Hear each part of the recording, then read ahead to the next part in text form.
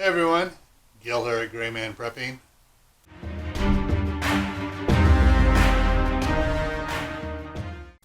On this episode of Your Prep for Today, I want to talk to you about another canned item in the cupboard. Now I do have a bunch of cans of the black beans, the pinto beans, the white beans.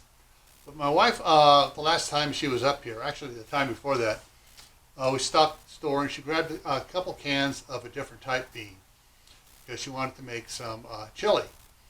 And no, I'm not talking kidney beans, chili beans.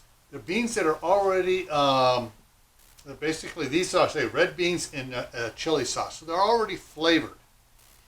So it saves time on putting together some sort of chili stuff, whether it's a chili beef casserole, or it's actually making a chili and bean concoction, or whether whatever it is you're making and you're going to want a little chili flavor into it with beans. This works great for her. All right, so before I take off, I'm going to put a link up here to a video you'll be interested in, a playlist down here to my prepper pantry. I'll put a video over here, and then I'll put the link to Camp Patton Family Compound, my gardening and homesteading channel. All righty, take care, stay safe, and I'll see you around.